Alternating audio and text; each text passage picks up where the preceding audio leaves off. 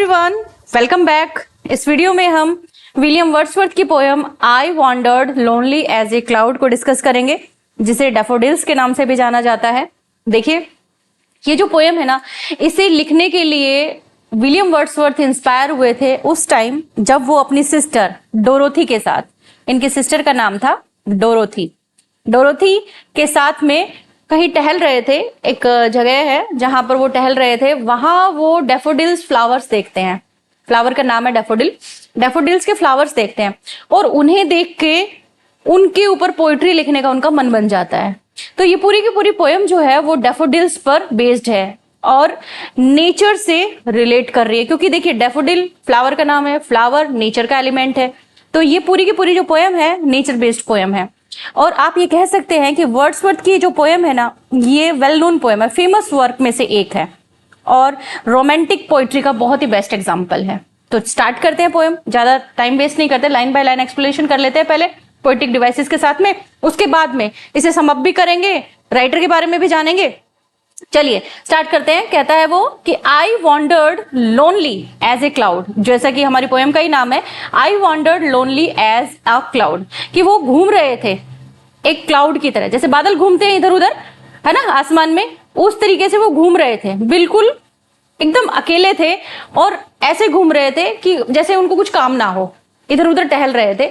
That floats on high over vales and hills, जैसे कि बादल घूमते हैं, वेल्स यानी वैलीज जो हैं उनके लिए यूज हुआ है, हिल्स आप जानते ही हैं पहाड़, जैसे कि वैलीज में पहाड़ों पर क्लाउड जो है वो फ्लोट करते रहते हैं, उसी तरीके से मैं भी घूम रहा था। When all at once I saw a crowd, और इतने में ही अचानक मैंने एक भीड़ देखी। देखिए यहाँ पे वो क्राउड जो यूज कर रहा है ना, वो यूज कर रहा है डैफोडिल्स के लिए, यानी बहुत सारे डैफोडिल के फ्लावर उसने देखे। आई सा a crowd A host of golden daffodils, कैसे कलर के थे वो? गोल्डन कलर के थे। कि मुझे ऐसा लगा कि जैसे उस भीड़ के अंदर एक होस्ट है जो कि खुद डैफोडिल है, एक फ्लावर है, क्योंकि जो हमारे पोइट है ना, उनको वो फ्लावर अट्रैक्ट करता है अपनी तरफ, तो पोइट उन्हें देखने के लिए उनके नजदीक जाता है। ऐसा लगता है उनको अंदर से, ऐसा फील आता है कि जैसे उन सारे फूलों में से किसी एक फूल ने उसे अपने पास बुलाया हो। ठीक है, समझ रहे हैं आप? यानी उन फूलों को नजदीक से देखने के लिए वो उनके पास जाते हैं। अब फूलों की जो भीड़ है उसके लिए यूज कर रहे हैं वो क्राउड, कि आई सा a crowd A host of golden daffodils beside the lake, lake के बिल्कुल बगल में ही था एकदम, उसके मतलब आप कह सकते हैं कि झील के बिल्कुल किनारे पर ही थे, बहुत सारे डैफोडिल्स थे। बीनीथ द ट्री, बहुत सारे पेड़ थे उनके नीचे, यानी पेड़ों के नीचे झील के किनारे। अब आप देखिए, आपके सामने इमेज बनेगी बहुत प्यारी सी, कि पेड़ों के नीचे झील के किनारे बहुत सारे सुनहरे डैफोडिल्स थे, flirting and dancing in the bridge. देखिए यूज कर लिया ना पर्सोनिफिकेशन, कि वो क्या कर रहे थे? Flirting means moving lightly and quickly, okay, and dancing, नाच रहे थे, डांस कर रहे थे, धीरे धीरे हल्के हल्के, क्योंकि जैसे जैसे हवा चल रही थी वैसे वैसे फूल जो है वो हिल रहे थे। तो वो क्या कह रहे हैं उन फूलों के हिलने को? वो बहुत धीरे धीरे हिल रहे थे, ऐसा लग रहा था मानो डांस कर रहे हो। तो चलिए पोएटिक डिवाइस देख लेते हैं। वैसे आप समझ ही गए हैं जैसे जैसे मैंने बताया उस हिसाब से। हाँ जी बिल्कुल, वेरी फर्स्ट लाइन के अंदर एज आ गया, एज एंड लाइक आ जाए और साथ में कंपैरिजन हो जाए, सिमिली आ जाती है ना। Because I wandered lonely as a cloud, I का कंपैरिजन क्लाउड के साथ यूज कर लिया, एज तो हो गया सिमिली। पर्सोनिफिकेशन आ गया, हमने आपको बता ही दिया, flirting and dancing in the bridge, it means the daffodils are given human quality, क्योंकि ह्यूमन डांस करते हैं ना, उस तरीके से बता रहे हैं कि डैफोडिल्स भी डांस करें, डैफोडिल्स तो फ्लावर है। तो here is personification, alliteration also, because यहां पर बी साउंड का जो है रिपीटेशन हुआ है। कहां हुआ है? Beside the lake beneath the trees, दिख रहा है ना आपको, बी, तो ये है एलिट्रेशन। मेटाफर भी है, क्यों? क्योंकि उन्होंने कहा a host of golden daffodils, it means the daffodils are described as a host. समझ रहे हैं आप? फूल है लेकिन फूल को भी कैसे बता रहा है? उपमा दे रहा है ना, यहाँ पे एक तरह से रूपक बता रहा है कि होस्ट की तरह वो मुझे बुला रहे हैं, मेरा वेलकम कर रहे हैं, ग्रुप में हैं बहुत सारे। तो आई थिंक आपको ये वाला स्ट्रेंजर समझ में आ गया। अब अपन आगे मूव करते हैं। देखिए कंटिन्यूअस, अब बहुत प्यार से समझना, बहुत प्यारी सी पोयम है, बहुत ही मतलब ये समझो कि नेचर के बिल्कुल क्लोज ले जाएगी आपको। Continuous as the stars that shine, कि जिस तरीके से कंटिन्यूअसली स्टार जो है शाइन करते हैं ना, and twinkle on the milky way, milky आप जानते हैं मिल्की वे यानी आकाशगंगा, कि जैसे आसमान में आकाशगंगा के अंदर बहुत सारे तारे टिमटिमाते हैं, जैसे बहुत सारे स्टार्स जो हैं वो चमकते हैं, वो भी ऐसे लग रहे हैं। कैसे लग रहे हैं? They stretch in never ending line, ऐसे फैले हुए हैं जैसे आसमान में तारे नहीं फैले होते, उस तरीके से। अलोंग द मार्जिन ऑफ ए बे, कहां तक? खाड़ी के किनारे तक। 10,000 सा आई एट ए ग्लैंस। अब देखो 10,000 कितना बढ़ा चढ़ा के बोल रहा है, हाइपर बोले हो गए ना। 10,000 सा, कोई गिने थोड़ी है पोइट ने, लेकिन बहुत सारे हैं इसलिए उन्होंने यूज कर लिया 10,000 सा आई एट ए ग्लैंस, कि 10,000 जैसे एक साथ मैंने देख लिए।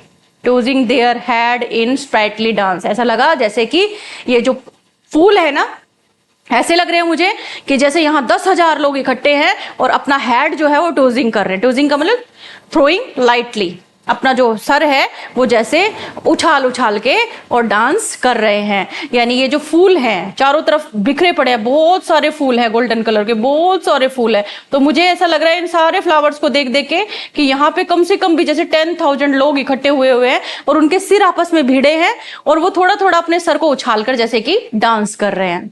समझ गए? चलिए अब थोड़ा पोएटिक डिवाइस देख लेते हैं और भी क्लियर हो जाएगा। सिमली है यहाँ, because continuous as the star that shine. अब एज वर्ड यूज किया, डैफोडिल्स को कंपेयर कर दिया स्टार के साथ में। यहाँ डैफोडिल स्टार के साथ कंपेयर हुआ है और एज यूज हुआ है, तो क्या आ गया? सिमली। हाइपर बोले, जो कि हमने आपको बताया कि 10,000 सा आई एट ए ग्लैंस, बहुत बढ़ा चढ़ा के बोल रहा है पोइट यहाँ पे। मुझे ऐसा लग रहा है जैसे 10,000 लोग यहाँ इकट्ठे हो गए हो, 10,000 लोगों के सर जो हैं आपस में भिड़े हुए हैं और वो अपने सर को उछाल उछाल कर डांस कर रहे हैं। जैसे डांस करते वक्त थोड़ा बहुत शरीर जब हिलता है तो भाई सिर हिलेगा, नेचुरल बात है। That is personification also, because tossing their head in sprightly dance. अब डैफोडिल्स के अंदर ह्यूमन क्वालिटी बता दी, ऐसा लग रहा है जैसे कि वो डांस कर रहे हैं, बहुत ही खुशी से नाच रहे हैं। आगे चले, देखिए नेक्स्ट है हमारा the waves beside them dance. अब वेव्स जो है ना, क्योंकि क्या बताया, अभी बताया था कि झील के किनारे है ये पूरे डैफोडिल्स, तो वेव्स भी हैं वहां पर, लहरें भी हैं। बिसाइड देम, किनके एक तरफ, किसकी तरफ है ये? बगल में क्या है? लहरें नाच रही हैं, झील की लहरें हैं ना, जो झील में जो पानी आ रहा है तो लहरें भी वहां पर नाच रही है। बट लेकिन they means daffodils outdid the spark waves in glee. Sparkling waves in glee. It means glee का मतलब है great delight. Okay. A poet could not but be gay.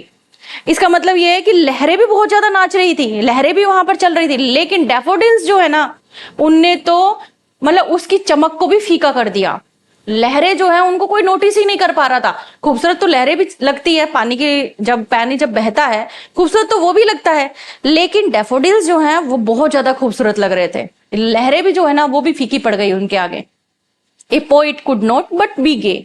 Poet के लिए कहा है कि पोइट यहां पर इन सब चीजों को देखकर खुश हुए बिना नहीं रह सकता। गे यानी खुश हो जाना, चीयरफुल हो जाना, बहुत ज्यादा एक्साइटेड हो जाना। कि एक पोइट क्या कर सकता है, जैसा कि आपने लिटरेचर के स्टूडेंट होने के नाते आपने बहुत बार मेरे मुंह से ही बहुत बार एक कोटेशन सुनी होगी कि पोइट्री है क्या? Poetry is the spontaneous overflow powerful feeling, है ना? एकदम अनायास ही आपके मुंह से निकल जाएगी अगर आपकी फीलिंग्स जो है बहुत हावी हो जाएं तो। लेकिन आपके अंदर पोइटिक क्वालिटी होनी चाहिए, यानी आपके अंदर वो एक जज्बा होना चाहिए अपनी बात को उस तरीके से कहने का, तो वो अपने आप निकलेगी पोइट्री। तो ये कह रहे हैं कि एक पोइट जो है वो क्या करेगा, उसे तो मौका चाहिए। इतना सुंदर नजारा देखने के बाद में वो तो खुश हो जाएगा देख के। क्यों? क्योंकि वहां नजारा ही ऐसा था। डैफोडिल्स जो है वो डांस कर रहे हैं, यानी डैफोडिल्स जो है वो लहरा रहे हैं, बहुत ही खूबसूरत लग रहे हैं, गोल्डन कलर के हैं। इन सच ए जाकेंट कंपनी, जाकेंट का मतलब होता है हिलेरियस, चीयरफुल, ग्लैड, डिलाइटफुल। हाँ, जाकेंट कंपनी बहुत ज्यादा, मतलब बहुत सारे लोग इकट्ठे हुए हुए हैं, ऐसे लग रहा है जैसे लोग बहुत खुश हैं। आई गेज्ड यानी मैं देखता रहा, एंड गेज्ड और देखता रहा, यानी लगातार, देखो रिपीट कर लिया है वर्ड को, गेज्ड कि मैं देखता रहा, लगातार देखता रहा। इसका मतलब बहुत जोर डाल रहा है इस बात पर कि बट लिटिल थॉट, लेकिन थोड़ा सोचा फिर मैंने, क्या कि what wealth the show to me had brought, कि ये सारा का सारा शो जो मैं देख रहा हूं मेरे लिए क्या लेकर आया है। वेल्थ मीन्स पोइट के लिए वेल्थ क्या होगी? पोयम। हाँ, पोयम लिखने का आइडिया, पोयम लिखने के लिए जो इमेजिनेशन है, वो एक पोइट के लिए तो वही वेल्थ है। तो ये सारा का सारा नजारा जो है वो मेरे लिए क्या ले आया, एक आइडिया ले आया, क्योंकि यहां से मैं इन्फ्लुएंस हुआ लिखने के लिए। जो मैंने लिख दिया वो क्या था, डैफोडिल्स। ओके, डैफोडिल्स के ऊपर पोइट्री उन्होंने यहां से इन्फ्लुएंस होकर लिखी। जब वो अपनी बहन के साथ टहल रहे थे और इतने सारे डैफोडिल्स उन्होंने एक साथ देखे, वो खूबसूरत नजारा देखकर जो विलियम वर्ड्सवर्थ हैं उन्होंने ये पोयम लिख डाली। चलिए हम भी पोएटिक डिवाइस कर लेते हैं इसकी। Here is personification, because the waves beside them danced but they outdid the sparkling waves in glee. यहां पर ना वेव्स और जो डैफोडिल्स हैं, इन दोनों को ही ह्यूमन क्वालिटी दी है, क्योंकि यहां डांस दोनों कर रहे हैं, वेव भी कर रही है, डैफोडिल्स भी कर रहे हैं, यानी उन्होंने भी किया है और वेव्स ने भी किया है। तो यहां पर्सोनिफिकेशन है।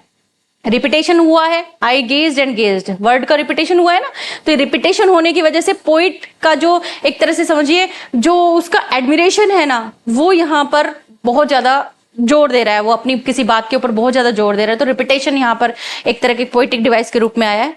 इमेजरी तो आप लिख ही सकते हैं, क्योंकि इन्होंने कहा इन सच ए जाकेंट कंपनी। इसका मतलब ये जो वर्ड है ना जाकेंट, ये क्रिएट कर रहा है विविड इमेज कि यहाँ पे कितनी चीयरफुल और मैरी कंपनी, मतलब डैफोडिल्स जो है उनके रूप में ऐसा नजर आ रहा है जैसे बहुत सारे लोग इकट्ठे हो गए और सारे के सारे खुश हैं। हाँ, चलिए आगे बढ़ते हैं। For oft, it is an archaic word, it means often. For often when on my couch I lie.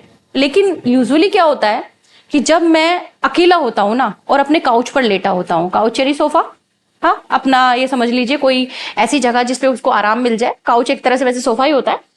For often when on my couch I lie, कि यूजुअली जब मैं अपने सोफे पर लेटा होता हूं, कैसे, इन वैकेंट और in pensive mood. Pensive mood और वैकेंट का मतलब होता है बिल्कुल एकदम खाली, और मतलब जब मैं कुछ सोच रहा होता हूं, पेंसिव का मतलब सोचना, थॉटफुल होता हूं, जब रिफ्लेक्टिव मेरी स्टेट होती है, यानी सोच रहा होता हूं किसी चीज के लिए, तो they, it means daffodils, flash upon that inward eye. मेरी अंदर की जो आंखें हैं, यानी मेरी जो कल्पना है, मेरी जो इमेजिनेशन है, उनके अंदर फ्लैश चल जाता है उन डैफोडिल्स का, यानी सडन अपीयर हो जाते हैं मेरे दिमाग के अंदर, तुरंत से मेरे दिमाग में ख्याल आ जाता है उन डैफोडिल्स का, which is the bliss of solitude and then my heart with pleasure fills and dance with the daffodils. Well known lines हैं ये रट लो इन लाइन्स को। जब भी विलियम वर्ड्सवर्थ का डैफोडिल से रिलेटेड कोई क्वेश्चन आ जाए, डैफोडिल से रिलेटेड कोई रेफरेंस आ जाए, डैफोडिल से रिलेटेड आपसे कुछ भी पूछ लिया जाए, इन लाइन्स को ऐसे रट लो कि जैसे आपको हमेशा से याद थी, क्योंकि मेमोरेबल लाइंस हैं ये। इनको देकर भी क्वेश्चन पूछ लेते हैं कई बार कि ये जो लाइंस है ये कहां से उठाई गई हैं, कि यहां से आपसे पूछता है राइट कई बार एग्जामिनर कि when on my couch I lie in vacant और in pensive mood they flash upon that inward eye which is the bliss of solitude and then my heart with pleasure fills and dance with the daffodils. यहां देखे daffodil से clear हो जाता है, लेकिन इस poem का पूरा नाम पूछा जा सकता है आपसे, ठीक है। इसका मतलब वो कहना क्या चाहता है कि अक्सर जब मैं अपने सोफे पर खाली और रिफ्लेक्टिव मूड में लेटा हुआ होता हूं, तो मेरी अंदर की जो सोच है वो एकदम से जाग जाती है और मेरे दिल को खुशी मिलती है, यानी मुझे बहुत ज्यादा प्लेजर मिलता है, मेरा दिल खुशी से भर जाता है, और मेरा दिल इतना खुशी से भर जाता है कि मेरा मन, दिल कुछ भी कहिए, वो डैफोडिल्स के साथ में नाचने लगता है। तो यहाँ पोएम की लाइन बाय लाइन एक्सप्लेनेशन खत्म हो गई, लेकिन इस वाले स्टेंजा की हम पोएटिक डिवाइस और कर लेते हैं। उसके बाद में हम ना पोएट के बारे में भी जानेंगे, पोएम के बारे में जानेंगे, समरी को भी हम करने वाले हैं, तो अभी स्किप नहीं करना है। देखिए पोएटिक डिवाइस एलिट्रेशन है, जिसे हम बार बार आपको क्या ही बताएं, आप जानते ही हैं कि जब भी कॉन्सोनेंट साउंड का रिपीटेशन होता है तो एलिट्रेशन होता है। मेटाफर है यहाँ पे, that inward I which is the bliss of solitude. यहाँ पे जो इनवर्ड आई यूज किया है ना, मेटाफोरिकली रिप्रेजेंट कर रहा है पोइट्स की मेमोरी के, जो हमारा पोइट है उसकी मेमोरी, उसकी इमेजिनेशन को बता रहा है। पर्सोनिफिकेशन यहाँ पे आ गया, क्यों? क्योंकि डांस विद द डैफोडिल्स, यहाँ पोइट का जो हर्ट है उसको पर्सोनिफाई कर दिया। तो बहुत मतलब स्लाइट है, आप अगर नोट करना चाहें कर सकते हैं बिल्कुल। पर्सोनिफिकेशन यहाँ यूज हुआ है, एनाफोरा भी आया है। And then my heart with pleasure fills and dances with the daffodils, है ना, रिपीटेशन हो गया ना। ये देखो एंड इस लाइन में भी, एंड इस लाइन में भी हो रहा है, देखो लास्ट वाली लाइन्स देखो आप, एंड, और जब भी यहां जो वर्ड होता है वो ही नेक्स्ट में होता है तो एनाफोर हो जाता है, ठीक है। चलिए जी, अब हम जानेंगे हमारी पोएम के बारे में, क्योंकि बहुत इंपॉर्टेंट है। पोएम तो आपने पढ़ ली, लाइन बाय लाइन एक्सप्लेनेशन भी कर ली, लेकिन पोएम के बारे में जो बेसिक चीजें हैं वो आपको मालूम ही नहीं है, तो वो भी तो जरूरी है ना पता करना। चलिए कर लेते हैं। देखिए ऑथर है हमारे विलियम वर्ड्सवर्थ, जिनके बारे में थोड़ा सा और जानेंगे, हमारे थोड़ा सा बस ये कर लेते हैं, उसके बाद में जान रहे हैं हम। विलियम वर्ड्सवर्थ ने लिखी है। विलियम वर्ड्सवर्थ को आप जानते हैं, इंग्लिश रोमांटिक पोइट है, और डीप एप्रिसिएशन के लिए जाने जाते हैं। नेचर का डीप एप्रिसिएशन करते हैं वो बहुत ज्यादा, मतलब ये समझ लीजिए अपनी पूरी की पूरी स्ट्रेंथ लगा देते हैं, अपनी पूरा का पूरा इंटेलेक्ट लगा देते हैं नेचर को डिपिक्ट करने में। फॉर्म क्या है पोएम की? लिरिक पोएम है। यहाँ पे ABCC राइम स्कीम को फॉलो किया है उन्होंने, और हर एक स्टेंजा 6 लाइन का है। ओके, सेटिंग क्या है आप जान ही गए हैं, एक नेचुरल लैंडस्केप है जहां पर लेक है और साइड में ही ट्रीज हैं जिनके नीचे गोल्डन डैफोडिल्स हैं।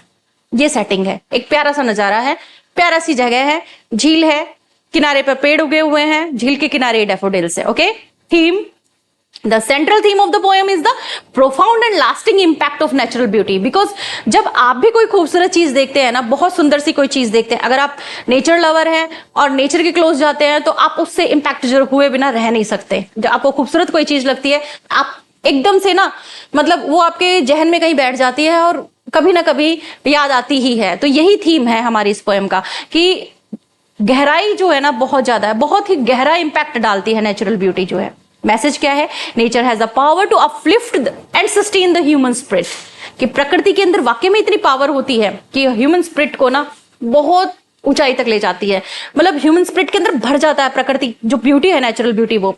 It emphasises that moment of beauty and joy in nature have a lasting effect on our wellbeing, providing comfort and happiness even in solitude, कि जब हम अकेले होते हैं ना तब हमें ये जो नेचुरल जो ब्यूटी होती है ये हमें खुश करती है। कभी कभी आपको मैं इसको इस तरीके से भी अगर मैं बताऊं ना तो आप इसे मजाक समझेंगे, लेकिन ये हकीकत है। कई बार क्या होता है कि हमें कोई चीज बहुत ज्यादा पसंद आ जाती है, सपोज जैसे हम लोग, जैसे लड़कियां हैं, लेडीज हैं, जो हम लोगों को ड्रेसेस कोई पसंद आ गई, कहीं गए हैं हम मार्केट में या किसी को हमने पहने हुए देख लिया, वो ड्रेस हमें पसंद आ गई, तो पता है काफी दिनों तक हमारे माइंड में घूमती रहती है, यार कितनी खूबसूरत ड्रेस पहनी थी ना उसने, है ना, जोक्स अपार्ट, बट रियली होता है। कोई खूबसूरत चीज होती है और हम जब अकेले बैठे होते हैं तो जरूर हमारे माइंड में प्रिवेल होती है, और नेचुरल ब्यूटी तो वाकई में ही होती है। चलिए अब जान लेते हैं विलियम वर्ड्सवर्थ के बारे में। वैसे तो इनके बारे में जितना पढ़ो उतना कम है, बहुत ही अच्छे पोइट हैं, बहुत ही ज्यादा नॉलेज रखने वाले पोइट है, और नेचर का तो डिपिक्शन ऐसा करते हैं, ये ऐसा लगेगा आपको कि सामने ही आपके ये नजारा है।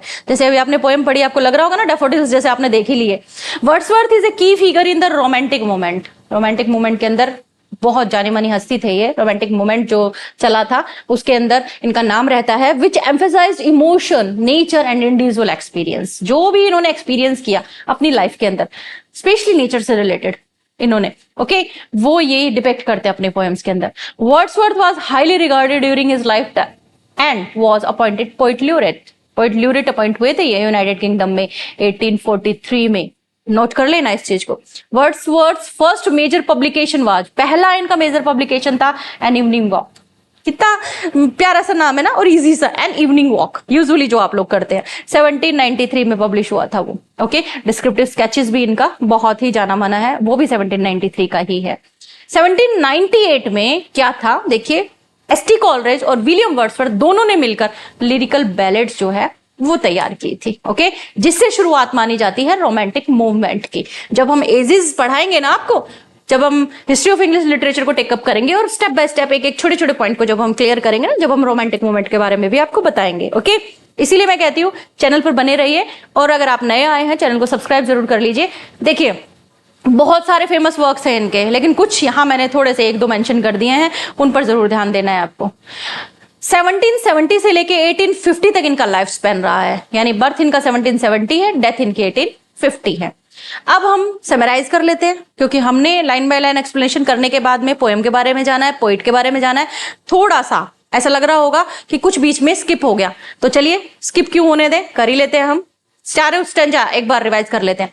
डैफोडिल्स फर्स्ट पब्लिश हुई थी 1807 में, विलियम वर्ड्सवर्थ ने इसको लिखा है, और ये पोएम्स इन 2 वॉल्यूम्स कलेक्शन के अंदर आई। कब? 1807 के अंदर। The poem was inspired by a walk, एक वॉक से इंस्पायर है ये, जो वर्ड्सवर्थ ने और उनकी सिस्टर ने, डोरोथी ने की थी। ठीक है, ये जगह बताइए उन्होंने, किस जगह पर वो घूमने गए थे जहां पर उन्होंने इस तरह का एक्सपीरियंस किया और इन्होंने लिख डाला। स्टेंजा 1 में क्या लिखा? स्टेंजा 1 के अंदर उन्होंने लिखा कि जब भी वो लोनली होते हैं और एक क्लाउड की तरह इधर उधर घूम रहे होते हैं, जैसे कि क्लाउड घूमते हैं हिल्स पर, वैलीज पर, उस टाइम पर उन्हें एकदम से गोल्डन डैफोडिल्स की क्राउड दिखाई देती है। लेक के किनारे है, पेड़ हैं, पेड़ों के नीचे हैं, और डैफोडिल्स फ्लटरिंग कर रहे हैं और डांस कर रहे हैं। स्टेंजा सेकंड के अंदर वो बताते हैं कि daffodils are compare to star, daffodils को स्टार से कंपेयर कर दिया यहाँ पे। जैसे कि स्टार चमकते रहते हैं मिल्की वे में, उसी तरीके से ये भी डांस कर रहे हैं और बहुत अच्छा इंप्रेशन जो है वो पोइट के ऊपर डाल रहे हैं। स्टेंजा 3 में वो कहते हैं the waves of the lake भी डांस कर रही है, लेक की जो वेव है ना वो भी डांस कर रही है, लेकिन डैफोडिल्स जो है ना वो बेटर डांस कर रही है, यानी डैफोडिल्स जो है वो मेरे को ज्यादा अफेक्ट कर रही हैं। वो वेव्स जो है वो भी बहुत खूबसूरत लग रही हैं, लेकिन डैफोडिल्स मुझे ज्यादा खूबसूरत लगी, है ना। तो इनसे वो ज्यादा इंस्पायर हुए हैं। यहाँ पोइट फील करते हैं बहुत हैप्पी, किसकी कंपनी में? डैफोडिल्स की कंपनी में। ओके, स्टेंजा 4 में वो कहते हैं बाद में कि जब भी पोइट अलोन होते हैं ना तो वो जो खूबसूरती उन्होंने देखी डैफोडिल्स की वो उनके माइंड में वापस आ जाती है और उनका दिल जो है वो खुशी से नाचने लगता है। तो इस तरीके से हमारी पोएम जो है वो कंप्लीट होती है। पसंद आया वीडियो तो लाइक कर दीजिए, जल्दी से शेयर कर दीजिए, चैनल को सब्सक्राइब जरूर कर लीजिए। Thanks for watching.